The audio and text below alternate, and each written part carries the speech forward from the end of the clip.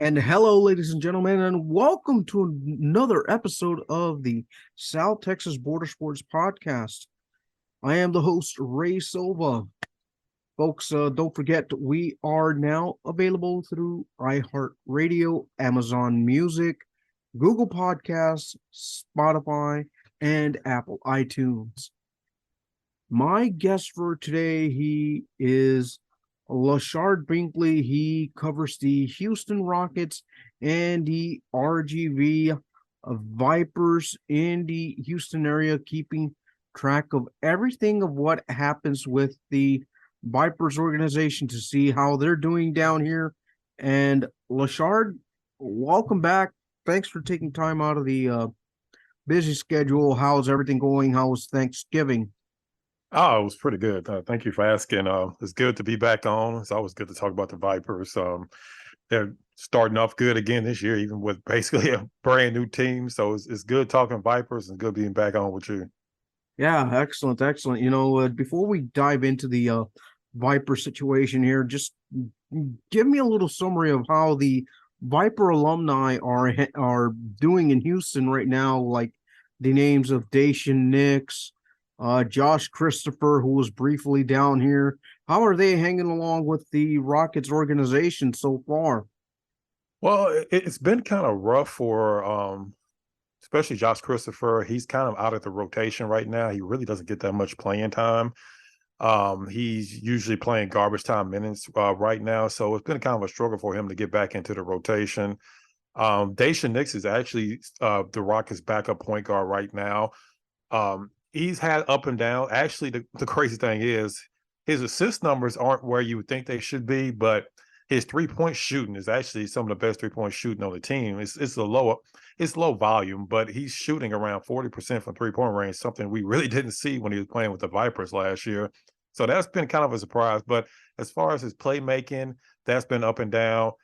Turnovers have been kind of high. So, like I said, it's been kind of an up and down season for him so far. Uzma Garuba is actually another guy that played briefly for the Vipers last year. He's actually been playing really well, the best basketball of his young career so far. So he has definitely stepped it up and is playing real good basketball. So he's probably been the biggest surprise out of all the alumni that played for the Vipers last year. Absolutely. And you talk about a Rockets team that's just so young, so raw. At what point does Silas find a way to have a good core of starting five at this point? I mean, yes, you got a lot of young guys on the squad, but at what point does he make it a point like, okay, this is what I'm going to stick with the rest of the season, barring any injuries, barring any other potential setbacks? I mean, honestly, Silas, kind of to the ire of some Rockets fans, he's pretty set on his starting lineup. He's got Eric Gordon starting, which a lot of Rockets fans aren't happy about, just because Eric Gordon, of course, is in his in his 30s now. He's not really part of the rebuild. A lot of Rockets fans ready for him to be traded, so some of those young guys can come in, like Atari Eason, like a KJ Martin, who's been great this year. Um, they have a log jam at small forward right now, and that's without Jayshawn Tate even being in the picture. He's been hurt the entire season. He's played like 1.5 games so far. So it's kind of difficult for Silas. I know when I talk to him sometime after games, he's kind of trying to balance player development, but at the same time, he's trying to win games. So it's been a delicate balancing act because I'm sure as you saw, the Rockets, they had a brief 2-game winning streak, but then it's right back to they're not playing as well as they should. And that's kind of been a story all year, where they'll have some brief moments where they look really good, and then it's kind of back to what they've been doing the last couple of years and why they had the worst record. So right now, he's pretty set with his starting lineup. It's Kevin Porter Jr., it's Jalen Green, it's Eric Gordon, it's Jabari Smith, and then it's Alperen Şengün. Now, when Eric Gordon gets traded, now that might start opening up some minutes. It'd be interesting to see if Jayshawn Tate takes those minutes when he comes back, because they really like Jayshawn Tate, or if KJ Martin finally gets in that starting small forward spot, which I think he should be starting right now anyway, even with Eric Gordon on the roster. Absolutely. And you mentioned one of the guys that's been hurt at this point. What is the likelihood that the Rockets may, say, for example, call up Ty Washington and send him down? Well, what are the possibilities of that? I mean, Ty Washington's been developing pretty good with the Yeah. Vipers, and where do you kind of see the fit for Ty Washington in a deeper bench role for the Rockets organization? Honestly, I think eventually he's going to be the backup point guard. I think the Rockets do believe in him, and that's exactly why some people may believe he should be already with the Rockets, but I think he's in a perfect spot. He needs to be playing as many minutes as possible. We saw when he first got with the Vipers, it took him a little time to get used to the surroundings, get used to everything. Didn't have a lot of practice time. Had to build back up his stamina because he was hurt during the preseason, didn't play at all, and didn't really play that much at all before he went down with the Vipers. So he's trying to build back up his stamina, get that going. The Rockets want to see him playing 30 plus minutes a game, which he's doing right now. And he's, as you can see, as the more the games go by, he's getting a lot more comfortable with the Vipers. So I think it's just a matter of time, especially if Knicks kind of keeps with the up and down type of play. And I've actually heard some people say there's a possibility that maybe Josh Christopher needs to go back down to the G League and get some of his work more on some of his part of his game. Maybe that'll help him, because right now he's not getting any minutes at all. He's getting like maybe 3 or 4 minutes a game. Of course, with the Vipers, he'll get 30 plus minutes. And we've kind of seen what that's done for other players like Dacian Nix, like Kevin Porter Jr., like Uzma Garuba, who's definitely doing a lot better than he was last year. So I would say definitely second half of the season, I would expect to see Ty Washington back with the Rockets. Of the guys that are on two ways and assignments, who besides Washington is like keeping your eye on at this point of the season early on with the G League Vipers at this point? Well, I mean, I love Trevor's game. If the Rockets didn't have so many other point guards right now, I mean, you can never have too much shooting on your team. And even between the two teams, Trevor Hudgens is actually the best shooter, Vipers or Rockets. And we've seen that with his 10 3 pointers he made in the game, the most by any player this year in the G League. But I wouldn't be surprised at all as far as with Darius Days as well, because I mean, we've seen him, he's a monster inside. The Rockets still don't have a lot of size on the inside. Jabari Smith is still developing. They do have Bruno Fernando, but he's been in and out of the lineup hurt. So we all know once the season continues to go on, you're going to have injuries. You're going to have players in and out of the lineup. And that's when you're going to start seeing, especially like these two-way players, possibly getting a chance with the Rockets. Like I said, Trevor may be a little bit more difficult because the Rockets do have Kevin Porter Jr., then they have Dacian Nix, then they have Ty Washington. And even now, Dacian Nix is not getting a lot of minutes. Sometimes he doesn't even play the backup role. Sometimes they'll have Eric Gordon playing backup point guard with the second unit. So it's kind of a logjam at point guard right now. But I think we'll start seeing some of these two-way guys get some time with the Rockets later in the season, especially if the Rockets continue to lose. The Rockets are going to start to try to figure out what they'll have on their team, especially with the two-way players. So I think, again, second half of the season, maybe after the trade deadline, when you start resting certain players and players not playing back-to-backs, you might start seeing some of these two-way guys get some opportunities with the Rockets. Absolutely. One of the things that I guess just makes this season for the Vipers so interesting right now is that their season is kind of divided into two different portions. Right Yeah. now, they're playing the Showcase Cup games, where top four in the division, the top winner of each division or in the conference, is automatically qualified. Then followed by the next four best records, where you kind of expect the Vipers to be in that conversation right now in the moment where they're currently locked into the number 4 seed just based on the records. Do you kind of expect after the Showcase Cup games for some action to happen there, knowing that if they get into the single elimination tournament there, perhaps you may see a body get called up just because it's in December. Everyone's going to be there in Las Vegas viewing this tournament format? Yeah, I mean, it's a possibility. Like I said, you may see a Josh Christopher go down to the G League, just to kind of get his bearings back. Maybe even Jay Sean Tate just to kind of work out, get some minutes in. Maybe he even play a couple of games down with the G League, because we've seen that throughout the league where players have been out for long periods of time in the NBA, play a little bit in the G League to kind of get their stamina back, their win back, be able to get some minutes under their belt, something that they may not be able to necessarily do with the NBA team. So I think you'll see some player moving back and forth because, like you said, with the showcase last year, the Vipers were in the showcase, and unfortunately, they got beat in the first game. But then after that, they kind of just took off after the showcase. So I think the Vipers right now are kind of hitting their stride. They kind of started off a little bit slow, kind of off and on, because, like I mentioned earlier, I mean, you don't have Trevelyan Queen. You don't have Fee. He's gone. He's with the 76ers now.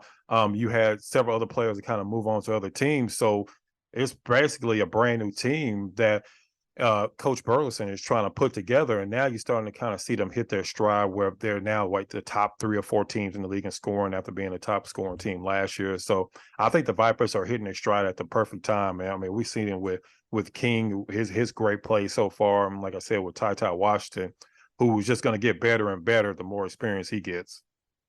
As I'm being joined by Lachard Binkley, who is one of the lead staff writers at the Dream and Shake at the Sports Nation, has his own podcast with the Clutch Fans Rocket Fuel podcast, a podcast that's also available on multiple platforms, including Spotify and Apple. Lachard, now we can continue talking about this Vipers first 10 games of the season right now. Has it really surprised you that they haven't skipped the beat a little bit despite having a lot of turnover that they've had so far? Yeah, it does. I mean, like I said, they started the season off a little bit slow, but we've seen in these last few games, they're starting to really play Vipers basketball, which is fast paced, lots of threes. They lead the league in 3-point attempts. They starting to play exactly how the Vipers have played, I mean, the last several years. And we all know that the Vipers have a certain way of playing. They want to, emulate as much as they can the Houston Rockets style of play. And that makes it a little bit easier because even when it's players coming down from the Rockets, they know exactly how the Vipers are going to play because they try to play exactly the same way as the Rockets. But I definitely want to give Coach Burleson some credit because it's not easy coming in after a championship. We saw when the previous coaches that won championships, and then the coach came after them for the Vipers, that sometimes it's a little bit of struggle. But I think Coach Burleson has done a great job of finding out early who's the main guys and making sure they get the ball. Because we know the main guys for the Vipers is Days, King, and Ty Washington. So they make sure and get them the ball. Even Trevor Hutchins. I mean, Trevor Hutchins, we know he can get a shot out from anywhere. So they know that they need to get these players the ball. They know that they have to play defense. That's ultimately what it comes down to. And that's why last year Viper team was so good, because eventually they got to a point where they were playing really good defense to go along with their number one offense. And yeah, I'm surprised that they picked it up so early, only 10 games in. We haven't even got to the showcase championship yet, and they already seem to be in a really good place. Yes, for me, one of the guys that's really stood out to me has been Cassius Stanley.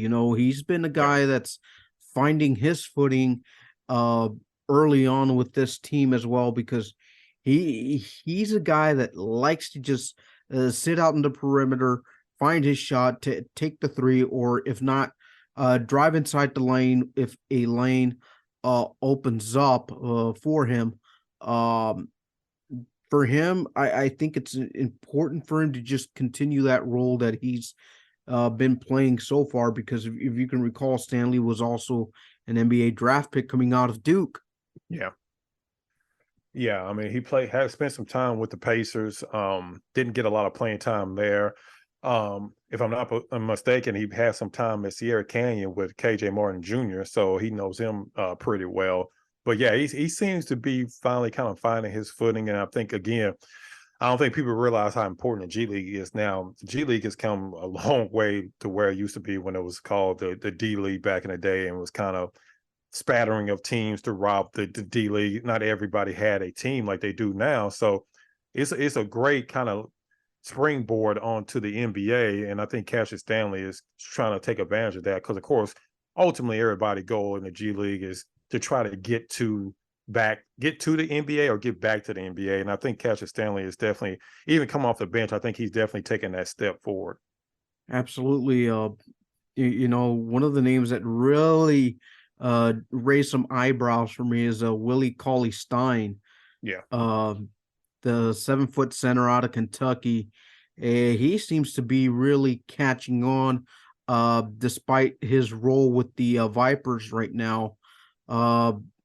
He's played in the league for many years now, just a little over 400 games.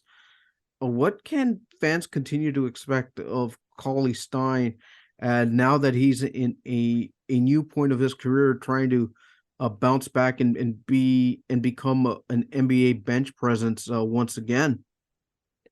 Well, I mean, you can definitely expect somebody that plays above the rim, that's a decent shot blocker, a pretty good rebounder, especially on the offensive boards. And you also got to remember, he didn't play a lot. He didn't get a chance to train a lot during the off season. Really didn't get a lot of time in training camp. Of course, with the G League, you don't have a preseason, so he's just really trying to work his way back into shape right now. And I think the more time he gets, and the better shape he gets in, you'll start to kind of see some of the things he did in the NBA, like I said, which is crash the boards, be able to be a good role guy, kind of play above the rim. You'll start to see those things more and more as the season go on. Lachard, one of the I guess one of the more important things about this relationships between the Vipers and Rockets is just how fluid it's been over the years. Yeah. But seeing the relationship from a Houston standpoint, what's been one of the things that uh, you being up there, and I guess it isn't talked about enough between the relationship between both teams. Yeah, I mean, of course, like I was saying earlier, almost every team, if not every team now, has a G League affiliate, but we've seen, I mean, with the 4 championships, the most in the G League by any team, we've seen that the relationship between the Rockets and the Vipers is a huge reason why the Vipers have been so successful, because you know that, like I was speaking earlier, you know that the system that the Rockets run is the same system that the Vipers run. And not every G League team is like that, because they don't have that communication between the general manager, between the G League team and the team in the NBA. Even though they're affiliates, a lot of time G League team may have their completely own separate universe to where they don't really communicate a lot with the NBA side of it. But that's not the case with the Vipers. I know Rafael Stone invests heavily in the G League, and especially with the Vipers. And we saw it with Coach Abdel Fattah coming up to the Rockets. And they knew that because they work so closely, because a lot of time during the offseason, as you know, Coach, he would, even when he was with the Vipers, he would be working with the Rockets during the summer, running a lot of their summer practices and doing some scouting for them. So it's a kind of a seamless transition when you go in either way, Vipers to the Rockets or Rockets to the Vipers. And we saw that last year when Daishen Nix was playing for the Rockets 1 minute, and then during the finals, he flew down or drove down and played with the Vipers in the finals. And it was kind of like a seamless transition because they're playing basically the same type of basketball. So it's a really great relationship, and probably the best relationship between any G League affiliate and NBA team in the G League or the NBA. Yeah, absolutely. As I'm being joined by Lachard Binkley, a couple of more questions and we'll call it for now. But I will ask you this, at at what point do the Vipers kind of sacrifice a little bit of the showcase cup games to put a little bit more emphasis on the regular season, which I believe starts immediately after the showcase tournament ends? Yeah, and that's what's so interesting about this showcase. It's like, of course, you want to win the showcase, but at the same time, the ultimate goal is to have the best record or one of the best regular season records so that you can have that home court advantage like the Vipers had last year. So it's kind of an interesting thing. And the reason why the G League is doing it, because they're testing it for the NBA, because the NBA has talked about this. Adam Silver has talked about possibly a mid-season tournament. So they're kind of testing it with the G League first, which they do a lot. Which they do with a lot of different rules. They've done that with the take foul, which is now part of the NBA now. So teams kind of have to weigh that. How hard do I want to go in for the showcase championship? When I know I still gotta get ready for the regular season, because as you know, the regular season, everything resets and is back to 0-0, like basically like the showcase cup never even happened. So you gotta have to kind of weigh both things. You wanna be playing well, you want to win the showcase, but at the end of the day, that's not the ultimate goal. The ultimate goal is to do exactly what the Vipers did last year, which is win the championship.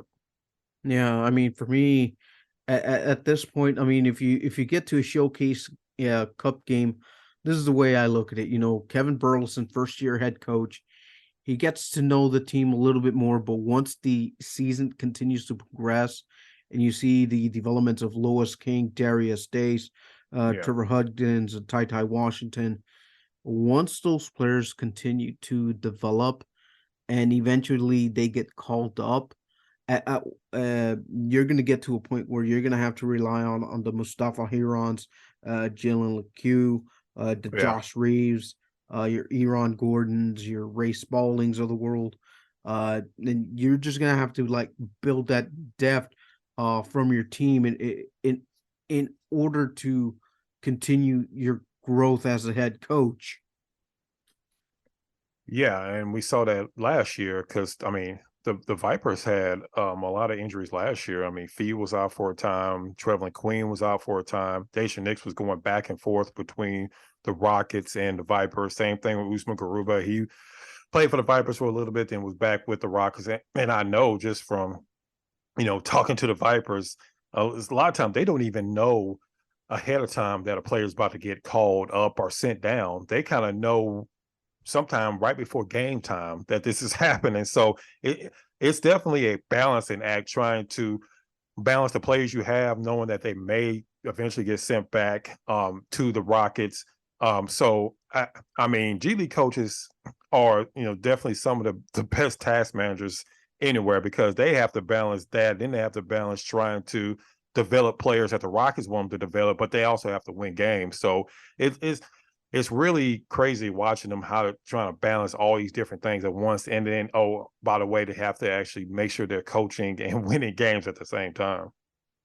Lachard, where can they find your podcast? Where can they find you on social media? So when you talk about the Vipers, Rockets, construction of the roster, and all the good stuff. So definitely you can find my written work. I write for the Dream Shake, which is part of SB Nation. It's the Rockets part of SB Nation. I also write nationally for SB Nation as well. So I write about every single team. I write national articles as well. You can find my podcast, Clutch Fans Rockets Fuel.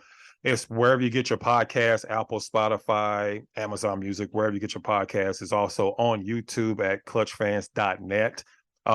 Where you can also find my interviews where when I talk to the players and the coaches after the games in the locker room and also in the press conference room. So you can find all those interviews on the same clutchfans.net site. And of course, you can find me on Twitter at Binkley Hoops. Lachard, thank you so much for joining in. Appreciate the Vipers talk. Hope we can do it again soon. Once the regular season gets rolling, maybe Ty Washington gets called up, Trevor Hudgens, maybe perhaps a Darius Day, who are seem to be doing fine right now in their developments. Yeah, definitely looking forward to it. It's going to be interesting to see how the season plays out and who gets called up. And yeah, it's always great talking Vipers. I love doing it. Anytime you need me on, just let me know. All right, appreciate it, Lachard. Thanks so much. All right, thank you. Yeah.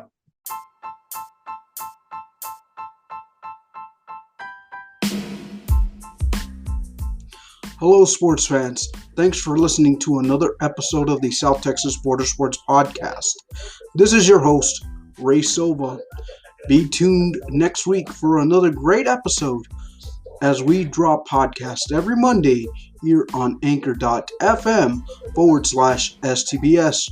Don't forget, our podcast can also be found via Google Podcast, Apple iTunes, and Spotify. Thanks for listening.